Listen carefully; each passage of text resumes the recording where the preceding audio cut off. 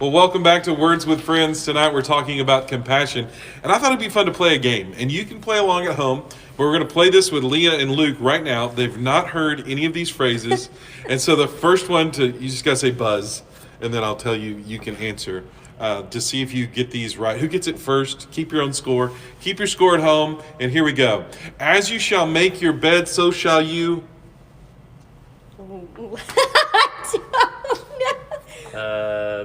Be able to hang out with friends. As you shall make your bed, so shall you... They're screaming at you at home. Mess it up. Lie in it. Lie in it. Ugh. Better safe than... Sorry. Okay, we'll give that to Luke. Strike while the... Iron's hot. Iron's hot. Okay, 1-1. It's always darkest before... Done. The We'll give dog. that to Luke. Don't bite the hand that... Feeds Thank you! You can't teach an old dog. New tricks. If you lie down with dogs, You'll get Fleas. fleas. No, you fleas? You That's- fleas. You get Please. fleas. An idle mind is... A terrible thing to waste. Needing gas. Is Luke's mind? An idle mind is... Tell him at home. The devil's Oh. playground. I've not Yeah. heard that. I was A not penny going. saved is... Penny earned. Penny earned. What's the count? How many do you I have? don't I'm know. winning. Because you're yelling. Two's company, three's... A crowd. Too many. Very good. Don't put off tomorrow what... You can do today. Oh, you're getting killed here, Luke. Laugh and the whole world laughs with you. Cry and... They'll laugh at you more. You don't know? No. Listen, again, they're screaming at the screen right now. Cry and they'll tell you to man. And you cry alone. Oh, it's very sad. Children sad. should be seen and not... Heard. Oh. Very sad. When the blind leadeth the blind. Funny things happen. No, I know this one. Oh. Grab a camera. No, it's not. Well, hopefully you answered better than Luke and Leah, and you figured out who knows these statements. This is how a bunch of third graders answered these, and I love these. As you shall make your bed, so shall you mess it up. See? Better safe than punch a fifth grader. Strike while the bug is close. It's always darkest before daylight savings time. Don't bite the hand that looks dirty. That's just good advice. You can't teach an old dog new math. Amen.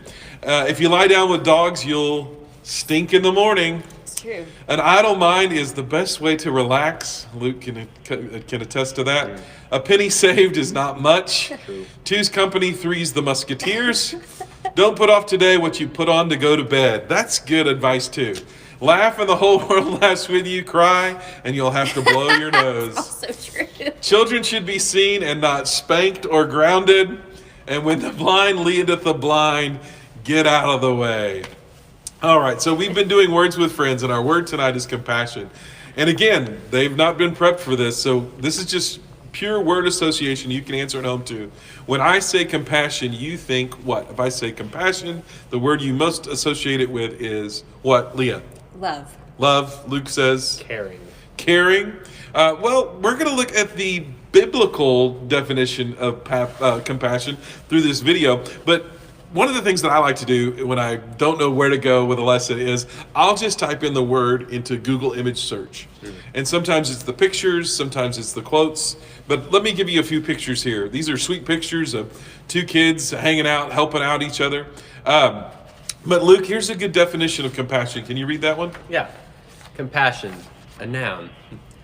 A feeling of deep sorrow for another who is stricken by misfortune, accompanied by a strong desire to alleviate the suffering.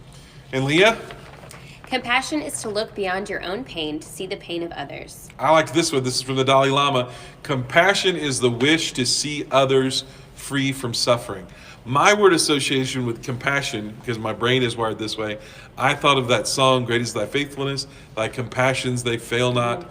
But it's actually, that song is a retelling of Lamentations 3:22. Put that up there, Luke. Because of the Lord's great love, we are not consumed, for his compassions never fail. They are new every morning. Great is your faithfulness. All right, let's take a minute and watch this video, and we'll be right back. If you tried to describe what God is like, it could be difficult or daunting. But when the people who wrote the Bible pondered the mystery of God, they consistently described God's character in this way: compassionate, and gracious, slow to anger, overflowing with loyal love and faithfulness. The very first word used in this description of God is compassionate, or in Hebrew, rachum. This word also appears as a noun, rachamim, or compassion. And what's fascinating is that both of these words are related to the Hebrew word for womb, rechem. So compassion in the Hebrew Bible is centered in a person's core, and the word invites us to imagine a mother's tender feelings for her vulnerable infant. So rahum is a word that conveys intense emotion.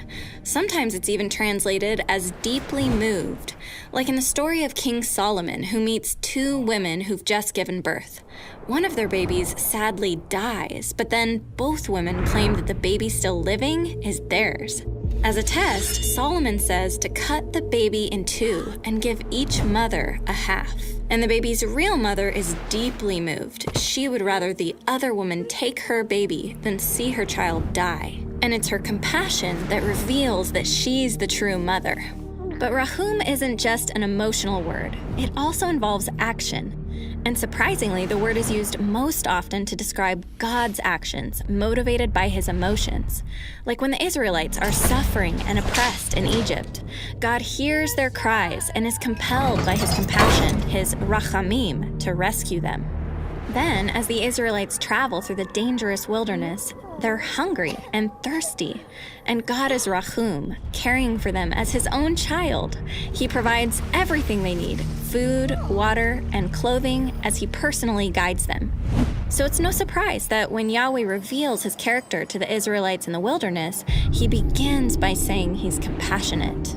But despite Yahweh's continual rachamim, the Israelites turn away from him time and again. They reject Yahweh's compassion and instead give their allegiance to other gods. And rather than showing compassion to each other, they do violence. And their rebellion results in exile, and they're scattered among the nations. And it's in this dark moment in Israel's story that we come to the book of Isaiah, where Yahweh compares himself to a mother full of rachamim toward her baby. He says, "Can a mother forget her nursing child, or have no compassion or rachamim on the child of her womb? Even if she forgets, I will not forget you." God is full of motherly compassion, and he will rescue his people. And as you read further in Isaiah, you realize that God is going to do this by entering into the suffering of humanity. And this points forward to a time when Jesus comes on the scene. He is Yahweh's deep compassion become human. In Greek, the word compassion is oiktirmos. And as Jesus embraces the sick and cares for the outcast, he is deeply moved by human suffering. Jesus compares himself to a mother hen using her wings to shield her chicks from danger as he gathers people into his embrace. And in the ultimate expression of oiktirmos, Jesus is moved by compassion to enter into humanity's suffering, into death itself, to rescue and bring us near to God. And it's this same life of compassion that Jesus calls his followers to imitate, allowing ourselves to be moved by the pain of others, to embrace the hurting, and to participate in relieving suffering in the world. In this way, we too can embody the compassion of Yahweh, or in Jesus' words, be compassionate, just as your Father is compassionate. Now you can see how fitting it is that compassionate is the first word God uses to describe himself. So when we're in pain or see others suffering, we can be certain that God is deeply moved to respond, and that he's there to meet us with his deep compassion. All right. I hope you enjoyed that. I love these videos. So, Luke, what was one thing that stood out, one thing that you remember from that video? I think it's interesting how it talks about the root of all those words to be the womb, to be the core of oneself. When you look upon other people's pain and suffering, look on it as if it was your own, and it changes the outlook. Yeah, that's really good. Leah? Well, that was also mine. But I told you they were not prepped in any way for this. I'll take it a different direction. Just because for me right now in this particular time of my life, it's interesting to think of where we should be is in the heart of God's womb. Like, we are there, and he's taking care of us, even if we don't always feel like it. And in our darkest hours is when he's reaching out to us the most and showing us that compassion. It made me think of, we're all the same. We all came from the same place. We were all born into this world. And so the compassion I have for others is really having compassion on myself, if that makes sense. There's a lot more that we could go into there about self-compassion. We're not going to do that tonight. I want to look at a few verses. This is Matthew 25, and Leah's going to read it for us. We're going to start in verse 34. And this is a passage you've heard before, but it's Jesus saying what's going to happen at the end of all time. Then the king will say to those on his right, "Come, you who are blessed by my Father, take your inheritance, the kingdom prepared for you since the creation of the world. For I was hungry, and you gave me something to eat. I was thirsty, and you gave me something to drink. I was a stranger, and you invited me in. I needed clothes, and you clothed me. I was sick, and you looked after me. I was in prison, and you came to visit me."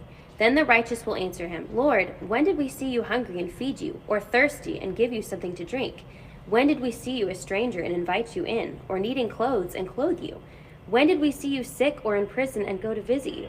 The king will reply, "Truly I tell you, whatever you did for one of the least of these brothers and sisters of mine, you did for me." So there's lots of reasons why this passage has always kind of freaked me out a little bit. But the greatest one is, you never know when you might meet Jesus, right? And it's not that bad people don't recognize Jesus, but good people do. Both, because he tells both sides of the story in this passage. We just didn't read the whole thing. The evil people that didn't look after anybody, that had no compassion, they didn't see Jesus. But even the good people who did have compassion, they didn't think they were doing this for Jesus. And it's the idea of Jesus being in disguise. Mother Teresa had a great quote. I want you to hear this. It says, I think, Luke, are you going to read this? I don't want to cut you off. Or no, Leah, you read this, because it'll be in a female voice. But talking about how Jesus comes in disguise. We are taught from the very first moment to discover Christ under the distressing disguise of the poor, the sick, the outcasts. Christ represents himself to us under every disguise: the dying, the paralytic, the leper, the invalid, the orphan. So when he says the least of these, he's saying smallest, unimportant, maybe youngest, lowliest, the most hurting, the one most in need.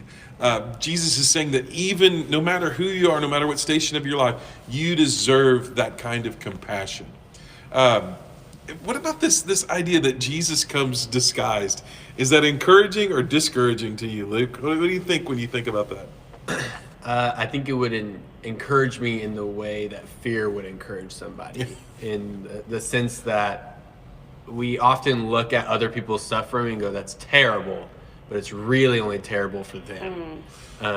Whereas we should be looking at suffering as, if it's terrible for them, it should be terrible for me. So there's this guy named John of Kronstadt. I hope I'm saying that right.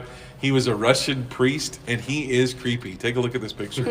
I don't know what he was plotting, but he was a 19th century Russian Orthodox priest, and it was a time when alcohol abuse was just rampant in his area, and none of the other priests of the churches would go out and help people that were literally like passed out on what we might call Skid Row. But he would go and find these people, these dirty, foul-smelling, kind of like what Mother Teresa did with the dying poor in India. And he would pick them up, and he would cradle them in his arms, and he would say, "This is beneath your dignity. You were meant to house the fullness of God." Now, that's a guy who sees others. He sees the Jesus in others, but he sees what all of us are supposed to be, that we're supposed to house this fullness of God. Luke, give us Ephesians 2, 6 through 9. As God raised us up with Christ and seated us with him in the heavenly realms in Jesus Christ, in order that in the coming ages he might show the incomparable riches of his grace expressed in his kindness to us in Christ Jesus. For it is by grace you have been saved through faith. And this is not from yourselves, it is the gift of God, not by works, so that no one can boast. For we are God's handiwork, created in Christ Jesus to do good works, which God prepared in advance for us to do. So Paul does a play on words like he likes to do. He likes to tell dad jokes. He likes a good pun. And the pun in here is the word kind. That word is Christos, which sounds a lot in Greek like Christos. And he's saying if you're being kind to people, you're being Christ to people. And if you're seeing the Christ in people, you would be kind to people. That's compassion. I love a quote by Mark Twain. Another strange, odd-looking man. We've got a pattern here. He says, "Kindness is a language that the deaf can hear and the blind can see." So we want to talk about compassion tonight in this way. I want you to think of a time when you needed compassion, when you needed somebody to, we might even call it taking pity on somebody, but I like the word compassion better. But is there a time when you needed some compassion? I was thinking about my senior year in college, my last semester, and I was taking a class that I had put off. It really wasn't anything for my major. It was just one of those classes you have to have. And I hated going, and I didn't know it at the time, but I had some health issues going on that made it really, really hard for me to get up and get to that class. And I finally went to the professor after I'd missed a bunch of times, and the policy was if you miss this many times, then you fail. Like not a C, not a, like you fail. And I had happened to be doing a prison ministry at the time. That this professor, he was a sociology professor, he was doing a study at this prison there in Abilene. And so he knew me outside of class. And he said, Jeff, you've missed my class and the policy says you should fail. But for what you're studying and what you're doing, which is to go and minister to other people, I can't think of a better way for you to practice this than what we do on Wednesday nights.